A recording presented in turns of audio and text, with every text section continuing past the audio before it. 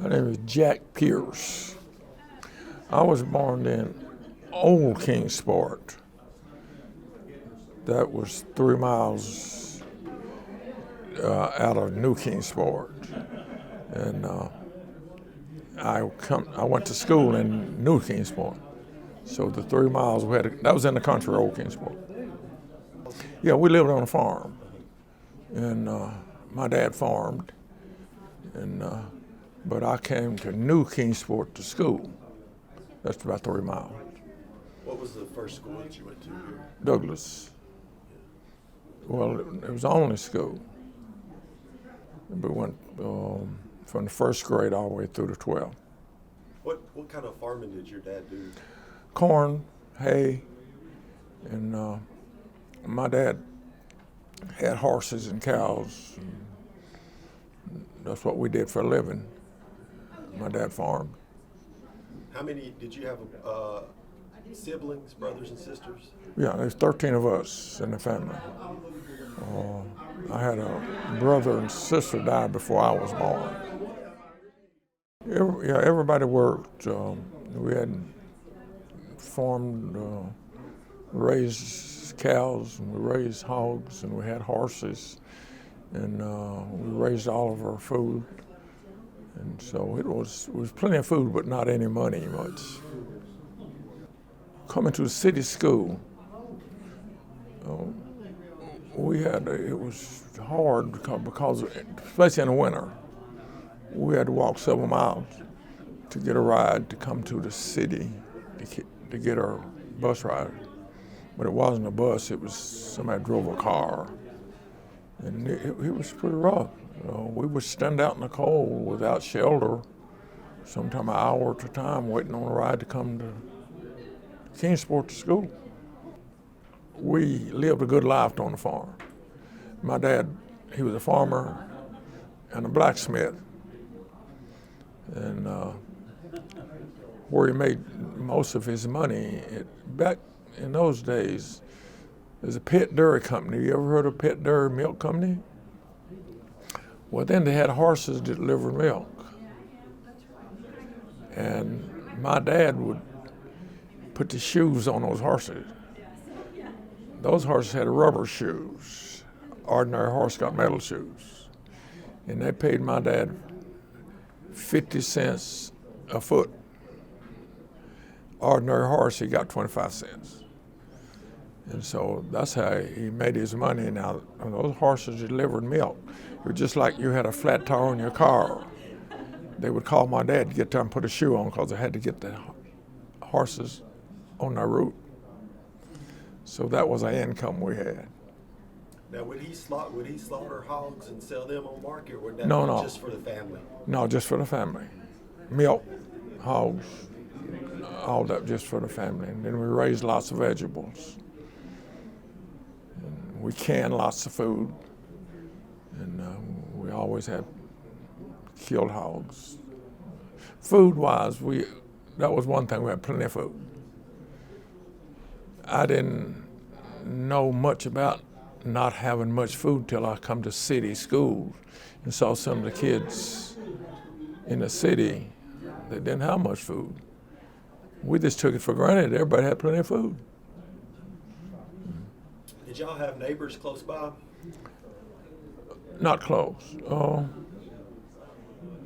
Half a mile, maybe. We lived on the farm. They wasn't close by. We were on a black family where we were. Yeah, I remember them all. They went to different schools. And I remember them. Did they have a school bus? No. They didn't have a school bus either? We didn't, no. They had a school there in the community, the white school. My dad was named Albert Pierce. He never worked public work. He always worked for himself. My grandfather, Jerome Pierce, he and his sons, they worked for themselves. My granddad used to cut wood for Eastman. Eastman used wood to make wood alcohol to send to Rochester to the film company. And my granddad and his sons cut wood and sold it to Eastman. We owned a farm out in the mountain. Up on Bays Mountain? My granddad, yeah. My granddad was a farmer slave. His last owners were Pierce's. I think he had names before that. I don't know what, but he was a farmer slave from the mountains out in Bays Mountain. He came up from, I understand he came from Virginia, but the last people that owned him was the Pierces out in that area. I guess I've attended Central Baptist about 5 years, but I attended Shallow Baptist ever since I was a youngster. So tell me about your mother. I remember she died when I was 3. She died when you was 3, so you never. No. Okay. Do you know where your dad and mother are buried at? Yes, we have our family cemetery. And on account of my grandfather being in the Civil War, our cemetery is on historical record. It's out next to Bays Mountain. Yeah, my mother comes from Jonesboro. Did you know her? Did he ever tell you her maiden name? Fitzgerald. Fitzgerald. You told me a little bit about your granddad. What about your grandma? Didn't know she died. I probably was pretty small. I never did remember my grandmother. And I didn't remember my grandparents on my mother's side. I don't ever remember any of them. But they were out of Jonesboro. Yeah. Yeah. Do you know your grandmother's maiden name? Brown. Yeah, she was a Brown from Jonesboro, and she married my granddad. And my mother, she was from Jonesboro too. Yeah. Do you know where your grandparents are buried at? Horse Creek, Bays Mountain, Sullivan County. My grandparents, they had their own church where our cemetery is at. At one time, we had the cemetery and the church in the same area. And as far as I can remember, they tended that little church at one time. But I don't remember ever attending church in Kiingsport, in the city of Kiingsport. My brothers left Kiingsport to find better jobs. And I stayed in Kiingsport, went to Douglas, finished Douglas School, got married, got a job at Eastman, and I stayed in Kiingsport. And I had three brothers stayed in Kiingsport. And the rest of my folks went north to Washington, Connecticut, and New York. And when I was raised in my family, when I'd take vacation, I'd always go north, never go south. It's funny how we couldn't eat in restaurants, so we'd pack our own food. And so that's what we did when I was raising my family. And so y'all would go up north for vacation? Always. Until I remember when they integrated Myrtle Beach. And the people I worked with talking about how nice a time they'd have at Myrtle Beach. And then once they integrated, I took my whole family to Myrtle Beach. I rented an apartment. I'd never been around the ocean before. Well, the first time we'd have food, we'd pack our own food. And we knew we couldn't stay in hotels. And if I was going to Connecticut, where my folks were, I'd go to Roanoke. My wife had folks there and stop.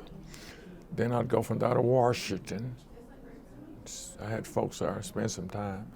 Then I'd go from there up to Connecticut or New York and spend some time. And then on the way back, we'd do the same thing, because we couldn't stay in hotels and motels. So we had to plan our trip. so that we could either be where some of our folks are, or we just kept driving. It was different for up that way. We're down here, like, well, for instance, go to theater. You had to go upstairs, you know, or some theaters you couldn't go to at all. Some restaurants you couldn't go to. And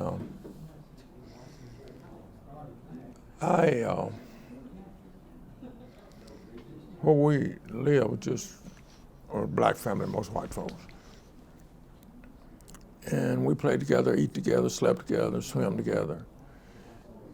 And when I come to New Kiingsport, that's when I really saw what it was all about. Couldn't go to theater, couldn't go in a restaurant, couldn't drink water. You know, I hadn't seen much of that in the country. And so the New Kiingsport was worse than Old Kiingsport. My wife was from Dant, Virginia. And in Dant, Virginia, the black school, I think, went to 9th grade, and they had no high school. And either that was the end of your education or you had to go somewhere else. So my wife came to Kiingsport to live with her sister and finished high school at Douglas. And I was captain of the football team. And she was a majorette, so that's how we met, how we got married. What was her maiden name? She was a Whittington, Betsy Whittington. Well, you just had a little holler. You ever been in a mining town? Just about. You got most mine town. The mines owns the houses, and you got little not too good houses up and down. Everybody worked in the mines, and that's where my wife was in that town. So she came to Kiingsport, but they'd have, I guess, pretty good times. Miners made pretty good money. They partied pretty hard. I played football. I didn't play basketball. And there have been times that we'd play football, and we'd probably play Greenville or Johnson City, and we'd get back to Douglas 12, 1 o'clock. And sometime I'd walk to 3 miles to Old Kiingsport, where I lived, and be back at school at 8 o'clock the next morning. I've done that before. And then later, I started staying in town with my sister, and I didn't have to do that. But I was captain of the football team, and we won the state championship in 1947. And we didn't have good uniforms, we didn't have good shoes. We went to play Howard, Chattanooga, big school. And I think we had about 14 or 15 players. And when we got to Howard, our bus wasn't very good, but we got there. And we were standing there, and the Howard players made fun of us. They said if they knew the circus would come to town, they would have stayed out of school. Talking about us. But I think they found out when the game was over, it's a pretty good circus. We beat them, and then we beat Austin for a state championship. And, you played hurt. You couldn't afford not. You had to play hurt because we didn't have players to substitute. So that was just part of Douglas. What was the big rivalry, local rivalry? Langston, Johnson City, Austin, Knoxville. But the biggest one was Johnson City. They, on your football shoes, your cleats on there, they had the screw-on type. And if you take those rubber cleats off, you just got a bolt. And they would take those off, and you just got a bolt. And that would, yeah. Well, after high school, I married, and I worked construction a while, and then I got a job at Eastman. And when I went to Eastman, we had 47 black maids, cooks, and janitors at that time. And so I worked as a janitor. And we had one of the smallest, I'd say the smallest department at Eastman. And I think we had more people fired out of that department than any department at Eastman. Somebody asked one time, said, why don't we have 40-year black men servers? I said, well, a lot of them get fired. So your foreman could fire you. If you didn't like something you done, you fired. So I worked there for a while, and then they asked me, would I be a group leader? Well, that was 10 cents more an hour. What I'm talking about, 80 cents a day. I was making 80 cents more. So I told him I'd think about it, and I took the job on the one condition that I could save some of my folks' job. And I did something you don't do. I went to every man that worked for me's home and talked to him, and talked to his wife. Told him what I expect to help save the jobs. And then I worked there, and during that time, I had one man lose his job. And then I went from there out in production, working out in production.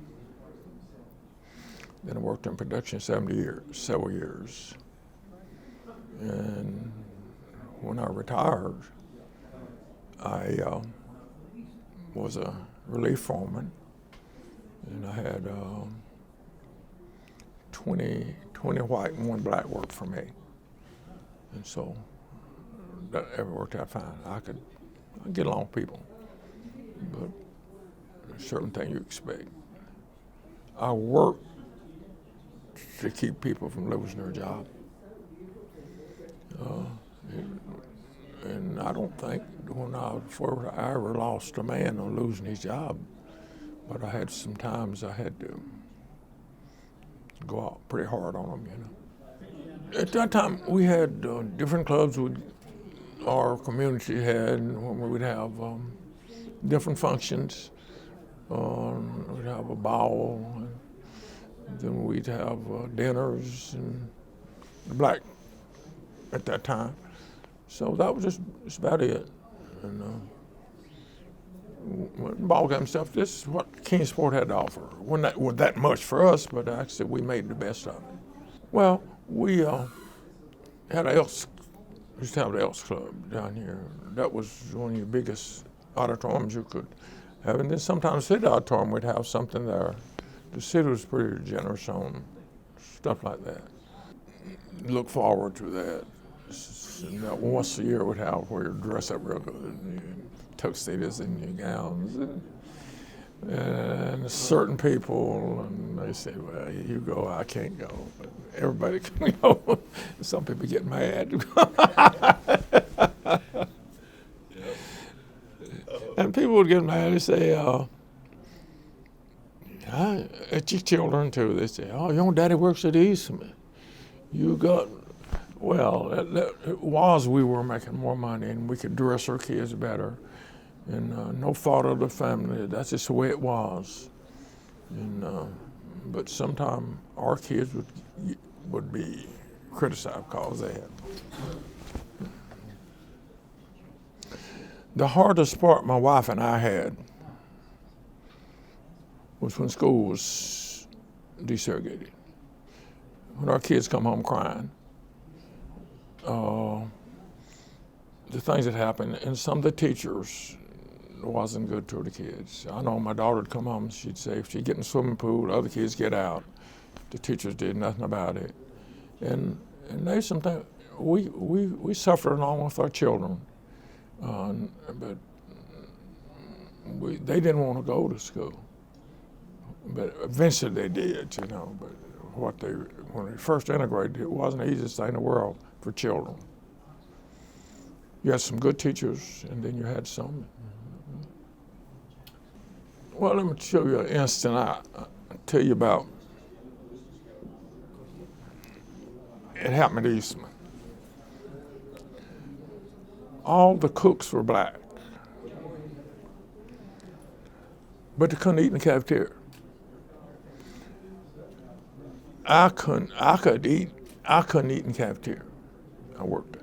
They have a little tubby hole you'd go in. We could go through the line and buy our food, but we couldn't eat in this big.